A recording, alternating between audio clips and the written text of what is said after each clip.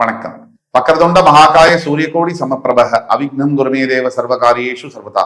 தென்னாட்டுடைய சிவனை போற்றி, என் நாட்டவர்க்கும் இறைவா போற்றி. அன்பர்களே, வருகின்ற சனிப்பெயர்ச்சி மார்ச் 6ஆம் தேதி நிகழவிருக்கின்ற சனிப்பெயர்ச்சி சிறப்பு பலன்கள் வரிசையில இன்றைக்கு ரிஷபராசி, சரியா மார்ச் 6 அன்னைக்கு கும்பராசியிலிருந்து மீனராசிக்கு வாக்கிய பஞ்சாங்கப்படி பெயரவிருக்கின்ற சனி பகவான் அவர் ரிஷபராசிக்கு இந்த கிரக நிகழ்வு என்னெல்லாம் செய்யும். முதல்ல 3 பாசிட்டிவ் என்ன, எந்தெந்த விஷயத்துல கவனமாக இருக்கணும், அது ஒரு 3 பாயிண்ட். அடுத்தது என்ன எதிர்பார்க்கலாம், பரிகாரங்கள் என்ன, இப்படிதான் இந்த வீடியோ நகர்த்தப்படும். 3 பாசிட்டிவ் என்ன, எடுத்த உடனே பாசிட்டிவ் தான் ரிஷபத்துக்கு. 10ஆம் இடத்துல இருந்து வந்த சனி பகவான் லாபஸ்தானத்திற்கு வருகிறார். ராசியின் 11ஆம் வீட்டில் சனி வந்தால் பூர்வீக சொத்து கிடைக்கும், லாபங்கள் அதிகரிக்கும், பொருளாதாரம் மிகப்பெரிய அளவில் முன்னேற்றத்தை காணும். பணம் வந்தாச்சுன்னா என்ன, நம்ம பேங்க் அக்கௌண்ட்ல காசு இருந்ததுன்னா அதோட அர்த்தம் என்ன, எதை வேணா செய்யலாம் இல்லையா. காசு இருக்கிறவங்க கிட்ட ஒரு தைரியம் இருக்கும். பேங்க் அக்கௌண்ட்ல பணம் இல்லைன்னு வச்சுங்க, நம்மளே மனசு ஒரு மாதிரி அழுத்தும், பயமா இருக்கும். நாளைக்கு காலையில் எழுந்துக்கும் போது ஒரு பயம் வரும். பேங்க் அக்கௌண்ட்ல ஒரு 1 கோடி ரூபாய் இருக்கு, எப்படி இருக்கும், தெம்பா எழுந்துக்கலாம், தைரியமா எதை வேணா பார்க்கலாம். நாம் வாழ்கின்ற இந்த சூழ்நிலையில், அது தமிழகமா இருக்கட்டும் இந்தியாவா இருக்கட்டும், இந்தியாவில் இருக்கக்கூடிய தமிழகத்துல இந்த சூழ்நிலையில் கண்டிப்பாக பணம் எதை வேண்டுமானாலும் செய்கிறது. இதுதான் உண்மை, நம்ம பார்க்கக்கூடிய யதார்த்த உண்மை, இல்லைன்னா மறுக்க முடியாது. அப்படி அந்த பணத்தை சேர்த்து கரெக்டா வச்சுட்டா மனசுல ஒரு தைரியம் இருக்கு. அப்போ லாபஸ்தானத்துல இருக்கக்கூடிய சனி என்ன பண்ணுவார்னா நிறைய பணத்தை கொடுப்பாரு. இதுல ரொம்ப முக்கியமான ஒரு விஷயம், பொறுமையா கவனிங்க. நிறைய பணத்தை கொடுத்துட்டு இடது கை பக்கம் வலது கை பக்கம் நீங்க கரெக்டா இருக்கீங்களான்னு பார்ப்பாரு. அப்படி கரெக்டா இல்லையா, ஏதாவது பிரச்சனை பண்றீங்களா, பணம் வந்துருச்சுன்னு திமிரா இருக்கீங்களா, அகம்பாவம் வருதா, வந்ததுன்னா அடுத்து 7.5 சனி வரும் இன்னும் 2.5 வருஷத்துல. அப்ப நம்மளை பஞ்சர் பண்ணிடுவார். பணம் வந்தாலும் அகம்பாவம் இல்லாம அமைதியாக எளிமையாக வாழ கற்றுக்கொள்ள வேண்டும். அடுத்த பாயிண்ட் என்ன, 11ஆம் வீட்டுக்கு சனி வர்றதுனால கோர்ட்டு கேஸ் ரிஷபராசியில யாருக்காவது இருக்கு, பூர்வீக சொத்து முன்னோர்களுடைய சொத்து இதெல்லாம் இருந்ததுன்னா உங்களை கண்டிப்பா ஃபேவரபிளா அவங்களுக்கு கேஸ் பண்ணும். 3வது பாயிண்ட், இந்த 11ஆம் வீட்டுல இந்த சனி உட்கார்றதுனால மூத்த சகோதர சகோதரிகள் மூலியமாக, அண்ணா அக்கா மூலியமாக பெரிய அளவுல பெனிஃபிட்ஸ் இருக்கும். அக்கா மூலியமா அண்ணா மூலியமா பெனிஃபிட்ஸ் ஆன்னு யோசிக்க வேண்டாம், கண்டிப்பா பெனிஃபிட்ஸ் இருக்கும். இதை தவிர சனியுடைய முக்கியமான விஷயம், சனி 3ஆம் பார்வையாக உங்கள் ராசியை பார்க்கிறார். அதனால ராசியில எதுல கவனமாக இருக்கணும்னா, சனியுடைய பார்வை ராசியின் மேல விழுகிறதுனால கொஞ்சம் மெத்தனம் இருக்கும். இன்னைக்கு செய்ய வேண்டிய வேலையை கொஞ்சம் நாளைக்கு பண்ணிக்கலாம், அதெல்லாம் கொஞ்சம் நீ உடம்பு ஏதோ மாதிரி இருக்குல்ல, கொஞ்சம் அசதியா ரெஸ்ட் எடுத்துட்டு 2 நாள் லீவ் போட்டு அப்புறம் போகலாம். ஆபீஸ்ல இருக்கவங்களுக்கும் நம்மளுடைய பெருமை தெரியட்டும், ஆபீஸ்ல இருக்கவங்களுக்கும் நம்மளோட பெருமை தெரியட்டும் அப்படின்னு நினைக்க வைக்கும். இதெல்லாம் வெறும் மாயையே, நம்ப வேண்டாம். உங்களோட கடமையை கண்ணில் கருப்பு ரிப்பனை கட்டிட்டு குதிரை ஓடுற மாதிரி பண்ணுங்க.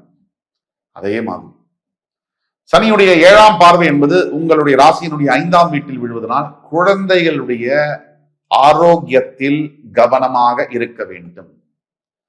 குழந்தைங்க முதல்ல இப்ப எந்த குழந்தையும் அப்பா அம்மா பாத்துக்கல, குழந்தைங்க தான் அப்பா அம்மாவை பாத்துக்கிறாங்க. அதுதான் இன்னைக்கு நடக்கிற யதார்த்தம். ஒரு குழந்தைகளுக்கு இருக்கக்கூடிய ஞானம், அதுங்களுக்கு இருக்கக்கூடிய பக்குவம் பல தந்தை தாய்களுக்கே இல்லை. ஏன்னா குழந்தை சொல்லுது, ஏமா இப்படி அடிச்சுக்கிறீங்க, உங்களெல்லாம் எவன் கல்யாணம் பண்ண சொன்னா, குழந்தை வைக்க சொன்னான்னு குழந்தை சொல்லுது. இதை நம்ம கண்கூட பார்க்கிறோம். அதனால குழந்தை பேச்சை கேட்டு நீங்க கொஞ்சம் குழந்தையுடைய ஆரோக்கியத்தை கவனமா பார்த்துக்கோங்க, உங்களுடைய ஆரோக்கியத்தையும் பார்த்துக்கங்க. அதே மாதிரி சனி பகவானுடைய 10ஆம் பார்வை என்பது ரிஷபத்தினுடைய 8ஆம் வீடு என்று சொல்லக்கூடிய உங்களுடைய தனுசு ராசி, அதாவது ரிஷபத்தின் 8ஆம் வீடு அங்க விழுது. 8ஆம் வீட்டின் மேல் உங்களுடைய 9, 10ஆம் அதிபதியுடைய பார்வை விழுவதனால சில நேரங்களில் இந்த வம்பு வழக்கு, வெளி பக்கத்து வீட்டுல ஒரு சின்னதா சண்டை, பங்கஜத்துக்கும் வேற யாரோ மாமிக்கும். நீங்க என்ன பண்ணுவீங்க, மாமி கவலைப்படாதீங்க, பங்கஜம் உங்களை ஒன்றும் சொல்ல மாட்டாங்க, நான் சமரசம் பண்றேன்னு. மாமிக்கும் பங்கஜத்துக்கும் சண்டை போய் உங்களுக்கும் மாமிக்கும் சண்டை ஆயிடும். அந்த சண்டை சாதாரண சண்டையாகாது, பெரிய அளவுல ஆயிடும். அப்போ வீணான வாக்குவாதம், அடுத்தவர்கள் விஷயத்துல தலையிடுவதை கவனமாக நிறுத்த வேண்டும். அப்புறம் வெளிநாடு போகணும் ரிஷபராசியில் இருக்கக்கூடியவர்கள் அப்படின்னா இதான் டைம். ஃபாரின்ல job, marriage, settlement, migration, perfect time. அதே மாதிரி 8ஆம் இடம் ஒரு அபூர்வமான இடம். அதுல என்ன இருக்குன்னு கண்டுபிடிக்கிறதுக்கே கீழே இறங்கி ஆழமா பார்க்கணும். அந்த 8ஆம் இடத்து மேல சனியுடைய பார்வை விழுவதனால இந்த தேவையில்லாத லீகல் பிரச்சனைகள் வரக்கூடிய வாய்ப்புகள் இருக்கு. ஸோ லீகல் ப்ராப்ளம், போலீஸ் பிரச்சனைகள்லாம் இருந்ததுன்னா ப்ரோஆக்டிவா முன்னாடியே வந்து அதுக்கு என்ன செய்யணும்ன்றத நிதானமா யோசிச்சு ஃபிக்ஸ் பண்ணிடுங்க. இதெல்லாம் கவனமாக இருக்க வேண்டிய இடம். பாசிட்டிவா எடுத்தோம்னா சனி பயிற்சியா இருக்கட்டும், அடுத்து வரக்கூடிய குரு பயிற்சி எல்லாமே உங்களுக்கு தான். ரிஷபராசிக்கு ஓஹோன்னு இருக்குன்னு சொன்னா சும்மா ஏத்தி சொல்லல, இருக்கிற உண்மையை சொல்றோம். ஆனா தனிப்பட்ட ஜாதகத்துல பிரச்சனை இருக்குன்னு சொல்லிட்டு இங்க வந்து கமெண்ட்ஸ்ல வந்து எங்களுக்கு சரியாவே இல்லைன்னு சொன்னீங்கன்னா இது வந்து என்ன சொல்றதுன்னு தெரியாது. தனிப்பட்ட ஒவ்வொரு பிறப்பு ஜாதகமும் யூனிக்கான ஜாதகம். நாம் சொல்லக்கூடிய பொது பலன்கள் 75% ஒர்க் பண்ணும், சந்தேகமே இல்லை. அதற்கு மேல தனிப்பட்ட ஜாதகத்துல விதி விலக்குகள் இருந்ததுன்னா நம்ம சொல்லக்கூடிய பலன்கள் மாறும். ஆக அவசரப்படாம தெளிவோட செயல்பட வேண்டும். என்ன செய்யலாம்? ரிஷபராசியை பொறுத்த வரைக்கும் 2 விஷயம். சந்திரன் உச்சமான வீடு, அதனால எப்பவுமே ஓவர் திங்கிங் அப்படிங்கிறது இருக்கும். சனி வேற 11 லாபஸ்தானத்துல வராரா, 9க்கும் 10க்கும் அதிபதி 11ல வந்து உட்கார்றாரு. பணம் வர ஆரம்பிச்சுன்னா ஏற்கனவே இருக்கிற திங்கிங்கோட அதிகமான ஓவர் திங்கிங் ஆகும். எப்படி இதை கையாளுறது? ஏன்னா மனுஷனுக்கு இருக்கக்கூடிய பெரிய பிரச்சனை தோல்வியை கையாளுறது ஈஸியா இருக்கு, வெற்றியை கையாளுறது ரொம்ப கஷ்டமா இருக்கு. அப்ப எப்படி இதை கையாளுறது? அதுலயே பெரிய பிரச்சனையா இருக்கும். ரொம்ப யோசிக்க கூடாது. யார் யாரு ரொம்ப சாப்பிட்றாங்களோ வியாதி வந்துடுது, ரொம்ப தூங்குறாங்களோ பிரச்சனை ஆயிடுது, ரொம்ப யோசிக்கிறாங்களோ தவறான முடிவு எடுக்கிறோம், ரொம்ப உடற்பயிற்சி பண்றவங்களுக்கு உடம்பு வலி அதிகமா இருக்கு. இப்படி எல்லாம் அதிகமா பண்ணாலே பிரச்சனை தான், கம்மியா பண்ணாலும் பிரச்சனை தான். அளவோட பண்ணும்போது கரெக்டா இருக்கு. அப்ப நீங்க ரொம்ப யோசிக்கிறத நிறுத்தணும்.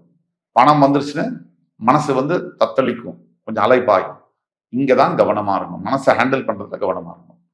ஒட்டு மொத்தத்துல பரிகாரம் எடுத்தீங்கன்னா ரிஷபராசி என்பவர்களுக்கு ரிஷபராசி என்பவர்களுக்கு பல பரிகாரங்கள் இருக்கு.